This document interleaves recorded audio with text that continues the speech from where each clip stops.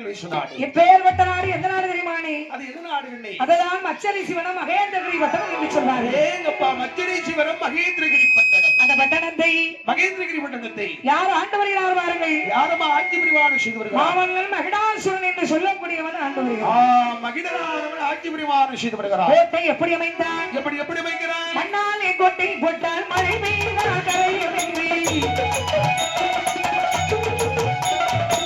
அரசாலே கோட்டை போட்டால் கோட்டை போட்டால் அரசாலே கோட்டை போட்டால் அது வட்டதும் எரிக்குமின்றி வட்டதும் எரிக்குமின்றி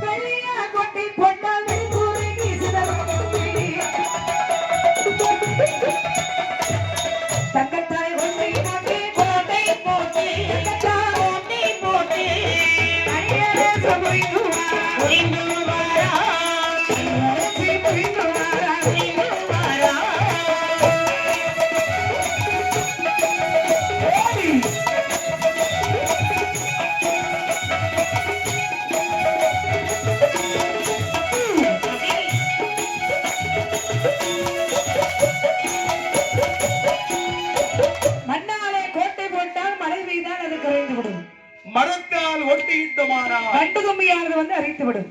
அப்படியானால் ஒரு கல்லால் ஒரு ஒட்டியிட்டோம். கதிரவனுடைய ஒளியாது புகாதி என்று சொல்லி ஒட்டியிட்டால் வெடித்துறைக்கு போகும் என்று ஒட்டி போட்டால் இழகியது போகனை என்று சொல்லி மண்ணில் மகிழனானவள் தங்கத்தாலே கோட்டை போட்டு தனியரசு புரிந்து வருகிறார்.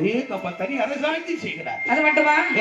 அந்த கோட்டைக்குள்ள மேடைகளும் படித்தளமும் எப்படி அமைந்திருந்தால் ஒன்னா நல்ல படித்தளமா ஒய்யார மண்டலமா